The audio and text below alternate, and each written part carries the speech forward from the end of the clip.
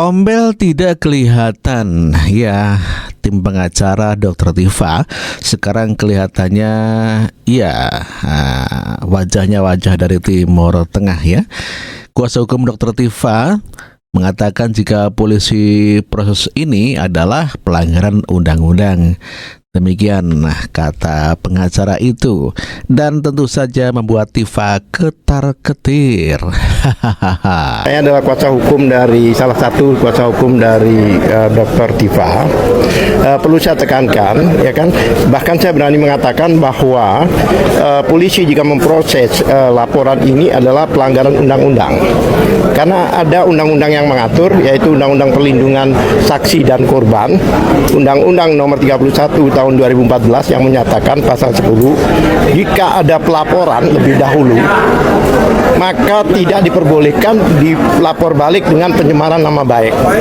Jadi laporan ini harus selesai dulu, bahkan sampai inkrah. Faktanya ini pada saat TPUA sudah melaporkan tanggal 9, itu Pak Jokowi baru tanggal 30 April kemarin melaporkan. Sedangkan ini belum diproses. Ya kan? Bahkan dikatakan bahwa proses ini adalah yang menarik dilaporkan di Polda, tapi semua bukti-bukti aslinya, khususnya ijazah aslinya itu diberikannya di Bareskrim. Sementara Dr. Tifa mengatakan bahwa dia sekarang sudah mendapatkan dukungan dari berbagai macam lembaga di dunia. Ya, semua lembaga dunia mendukung Dr. Tifa untuk mengungkap daripada mengenai hukum di Indonesia. Ya, dengan judul Memburu Ijazah Palsu, Keganjilan Polemik Ijazah Jokowi, Dr. Tifa dan tim advokat sulit dibantah kuasa hukum Joko Widodo. Demikian katanya. Kita lihat saja videonya. Ya, perkenalkan saya Dr. Tifa. Ini bersama dengan satu tim kuasa hukum Dr. Tifa yang kami bersama-sama secara sinergi akan berkolaborasi dengan semua tim yang saat ini sudah terbentuk untuk mengawal kebenaran, keadilan dan kejujuran bisa ditegakkan di negara kita tercinta ini di Indonesia. Jadi untuk diketahui oleh masyarakat semuanya bahwa saya bersama-sama dengan para sahabat, para peneliti dan juga para advokat, para ahli hukum, juga para cendekiawan yang lain saat ini sudah bergerak dari Sabang sampai Merauke. Barusan saya juga mendapatkan sebuah penguatan dari para purnawirawan jenderal juga, kemudian juga Kapak ITB sudah bergerak, keluarga alumni dari ITB, kemudian juga keluarga alumni dari UI yang bergabung di UI Watch, itu juga sudah menyatakan dukungannya, termasuk juga Maklumat Yogyakarta, dan sebentar lagi nanti kami akan ke Surabaya juga, dan insya Allah akan ke Makassar. Jadi tim kuasa hukum Dr. Tifa ini juga terdiri atas berbagai macam komponen para ahli hukum, baik dari Jakarta sendiri maupun dari Jogja, dari Solo, bahkan sampai dari Makassar.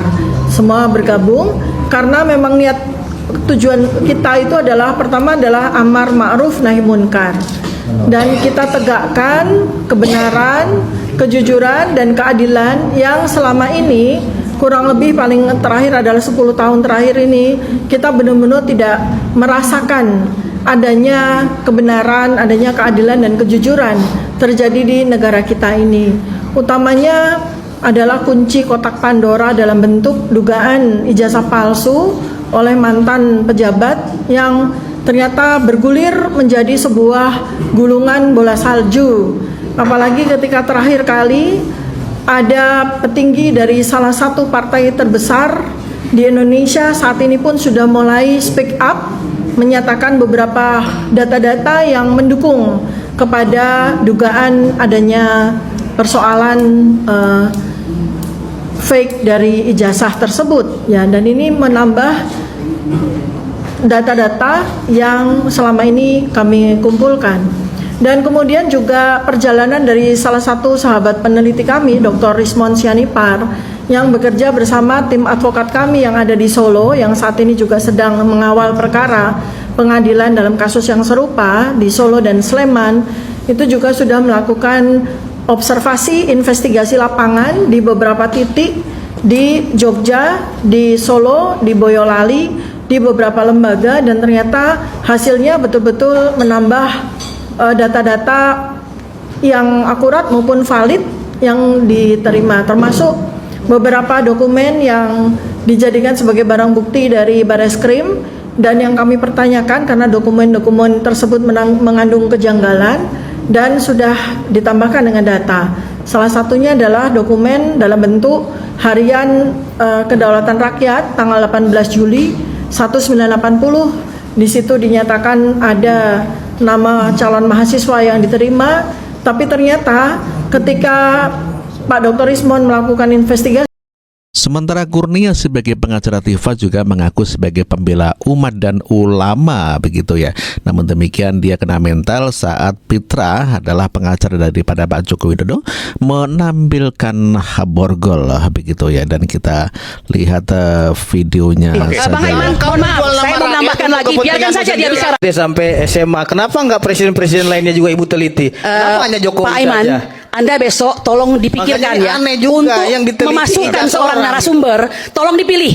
Kalau orang ini tidak berbobot, nggak usah dimasukkan, ya. Saya Itu saja. berbobot jauh dari nggak Anda. berbobot, tidak berbobot. Ya, nama saya lebih besar daripada saudara. Saya tidak perlu Gitu itu. loh. Jadi, Saya nggak memang usah pembela kau. ulama dan Lebih aktivis. banyak saya Tidak nama-nama perlu. itu besar daripada Tidak, saudara. ukuran bukan Baik. uang ya. Nggak usah Mohon kau maaf. bilang saya nggak berbobot. Oke, Gitu. lanjutkan, Bu, Tidak lanjutkan, berbobot cukup bagi saya. Oke, baik. Kamu yang nggak Sangat berbobot. paham tidak berbobot. Kau Baik. tidak mengerti bagaimana membela umat. Kau tidak mengerti bagaimana membela ulama. Kamu Tidak jangan mengerti. menjual nama rakyat untuk Oh, tidak pernah kepentinganmu menjual. sendiri. Oke. Bang Aiman, Kalau kau mohon maaf, menjual nama saya mau rakyat menambahkan untuk lagi. Biarkan kepentinganmu saja dia sendiri, bicara ya. yang mana? Saya mau menambahkan Ya, lagi. tolong dua-duanya, kedengeran. Ya. Saya ingin tanya. 284 juta rakyat Indonesia memilih Joko Widodo sebagai presidennya. Oke. Itu Bang Aiman, Tidak ada kaitan ini dengan penting pemilu sekali ya. dari SD sampai SMP. Ya, itulah tadi pengacara Tifa yang bernama Kurnia, percaya diri bahwa dia adalah sebagai pembela umat dan ulama. Namun demikian didebat oleh Pitra bahwa jangan mengatasnamakan rakyat, begitu toh.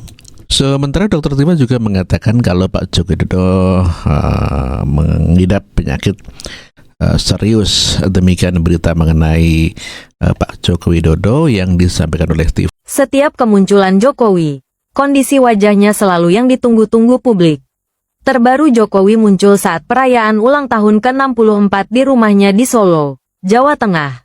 Publik dibuat terkejut dengan penampakan terbaru wajah Jokowi yang konon berbeda jauh dari sebelumnya. Dr. Tifauzia Tiasuma atau Dr. Tifa berpesan bahwa penyakit yang dialami Jokowi adalah penyakit serius. Kondisi wajah Jokowi yang disebut-sebut berbeda jauh dari saat ia menjadi presiden pun turut disoroti Dr. Tifa. Dokter yang ngotot menuding ijazah Jokowi palsu itu turut mengurai keprihatinannya atas kondisi wajah suami Iriana. Terkait dengan tonjolan di perut tersebut, Dr. Tifa mengurai analisanya. Tifa menduga, tonjolan di perut Jokowi itu adalah alat kesehatan bernama CAPD.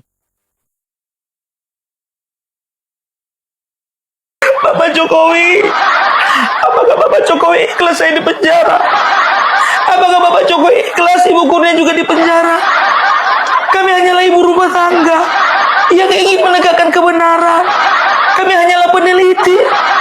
Kenapa kami dikriminalisasi? Anak-anak kami diteror. Teror rebus, teror goreng, teror setengah masak, dan juga teror setengah masuk, Bapak.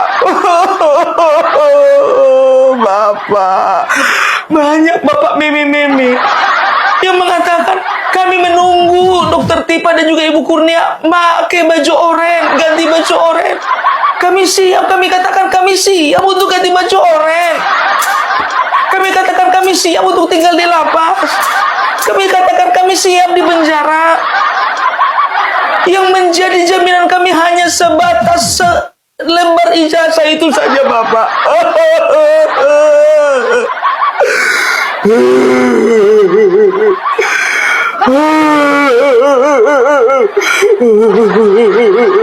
Bapak Jokowi,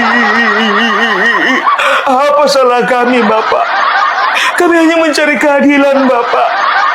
Gak ada yang kami inginkan Bapak selain keadilan. Tunjukkan saja ijazah Bapak itu asli. Tunjukkan Bapak. Sudah kami katakan, kami siap ganti baju Bapak. Kami siap juga buka baju Bapak. Tapi nggak di sini juga kali.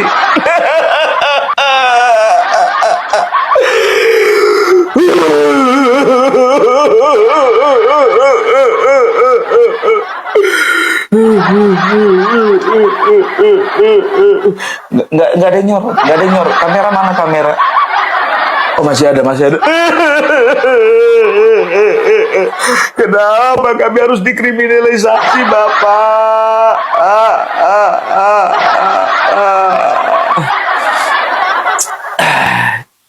Kok jadi kayak gini, Kopung? Aku pun nggak tahu. Jijik kali aku sebetulnya, betul. Aduh. Alah. Memang niat kali kau punya. Niat kali. Lepaskan itu, Opung.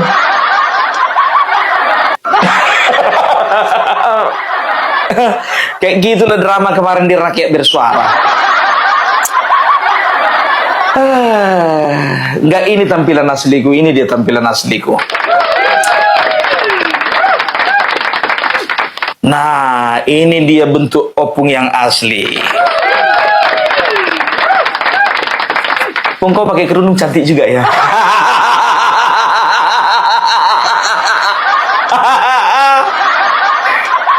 Kalian itu memang paling suka kalian membuli Opung Parbela. Sekarang terserah kalian ya. Ini penilaianku ya. Ini penilaianku. Aku selalu bertanya-tanya dalam hati ya. Masalah ijazah Bapak Joko Widodo ini kan bergulir sudah sangat lama ini ya. Sudah dikatakan lebih dari 3 bulan ya. Karena sempat kemarin itu tenggelam, dibangkitkan lagi oleh orang-orang si Rismond dan spesiesnya ini kan. Aku tanda tanya ya, Rakyat Bersuara ini ya, kalau kau perhatikan, ini adalah salah satu media, salah satu acara yang paling sering mengorkestrasi masalah ijazah Bapak Joko Widodo. Kan begitu, ya. Dan yang mereka undang itu orangnya itu-itu aja. Roy Suryo, Rismond, Dr. Tipa. Roy Suryo, Rismond, Dr. Tipa. Sekali-sekali Ray Rangkuti. Kan begitu. Nah, sekarang yang jadi pertanyaanku. Kalau memang acara Rakyat Bersuara ini netral, ya, kenapa dia tidak pernah mengundang yang namanya Joshua Sinambela? Dan dia tidak pernah mengundang yang namanya pakar digital forensik yang sungguhan. Iya kan? Nah, sekarang ya, jangan pernah katakan lagi itu acara Rakyat Bersuara. Ganti aja menjadi Rismond Bersuara. Atau Roy Suryo Bersuara. Selesai.